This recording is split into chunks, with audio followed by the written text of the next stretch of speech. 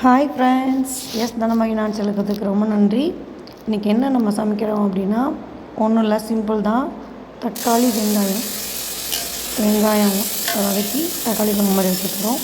இது எண்ணெய் ஊற்றி கடுகு, கொஞ்சோண்டு சோம்பு, பட்டை எல்லாம் போட்டு கொஞ்சோண்டு வெள்ளை போட்டு தட்டி போட்டுக்கலாம்.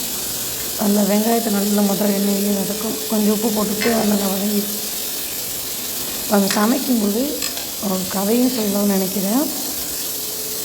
ஒரு ஊரில் ஒரு குளத்துல தண்ணி இருக்கும்போது வெயில் நேரத்தில் வற்றி போச்சாமா. அதை வற்றி அதாவது அந்த உயிரினங்கள்லாம் இங்கே இருக்க முடியாதுன்ற சூழ்நிலை வந்துடுச்சு. அப்போது இது இந்த கதை நிறைய கேட்டிருக்கீங்க, இருந்தாலும் நான் சொல்கிறேன். இப்போ பாருங்கள், வெங்காயம் கொஞ்சம் நல்லா வதக்கிடுச்சா, அதில் கொஞ்சம் வெள்ளைப்பூடு தட்டி போட்டிருக்கேன். நல்லா எண்ணெய் பிரிஞ்சு வரும், நல்லா வதக்கும்.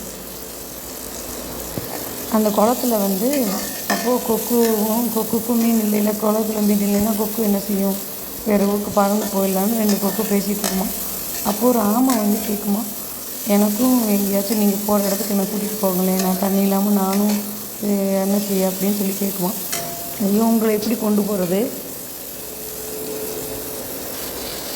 அப்படிங்கும்போது கொஞ்சம் தக்காளியை போட்டுக்கிறோம். நல்லா பொடிசாக நறுக்கி வச்சு தக்காளியை போட்டுக்கிறோம். வெங்காயம் வதங்கிடுச்சு, தக்காளியை போட்டுக்கிறோம். அப்போ கொக்கு சொல்லுமா, 2 கொக்கும் யோசித்து சொல்லுமா, நான் வானத்தில் பறந்து போவோம், உன்னால் பறக்க முடியாது, என்ன செய்ய அப்படின்ட்டு யோசிச்சுட்டே இருக்கலாம். யோசிக்கும்போது 2 கொக்கும் ஒரு குச்சி எடுத்து 2 பேரும் வாயில் பிடிச்சிக்கிறோம். என் ஆமை நீ பேசாமல் இந்த நடுவில் இருக்க குச்சியை பிடிச்சிக்கோ, வாயில் கவ்விக்கோ, ஏன்னா நம்ம மேலே பறந்து போகும்போது இப்போ மேலே போட்டு நல்லா மூடி வச்சு இந்த பாருங்க எடுத்தேன். தளத்தில் நல்லா தக்காளி வெந்துருச்சா, நல்லா வதக்கிடுச்சு. நல்லா இன்னும் கொஞ்சம் நல்லா வதங்கணும். அதுக்கப்புறம் 2 பச்சை மிளகாய் கீரி போட்டுக்கிட்டேன். கீரி போட்டு அதையும் நல்லா வதக்கணும். அப்போது நீ அந்த குச்சியை வாய் வச்சு கடிச்சு பிடிச்சிக்கோ, கீழே நம்ம மேலே பறந்து போகும்போது கீழே இருக்கிறவங்களாம் நிறைய மக்கள்லாம் பார்த்து கத்துவாங்க, செய்வாங்க, எல்லாமே பார்ப்பாங்க. அப்போது நீ படுத்து வாயை திறந்துடக்கூடாது, வாயை திறக்காமல் தானே நான் கூட்டிகிட்டு போகிறோம் அப்படின்னு சொல்லிச்சான். நான் வாயை திறக்கவே மாட்டேன், நான் பேசவே மாட்டேனே அப்படின்னு சொல்லிச்சான். சரி சொல்லிட்டு 2 பக்கமும் அந்த குச்சியை கவ்விக்கிட்டு கொக்கு பறக்க ஆரம்பிச்சிச்சான். நடுவில் ஆமை இப்படி குச்சியை பிடிச்சிருக்கு. போயிட்டே இருக்கும்போது பிள்ளைங்கள்லாம், சின்ன பிள்ளைங்கள்லாம் கீழேருந்து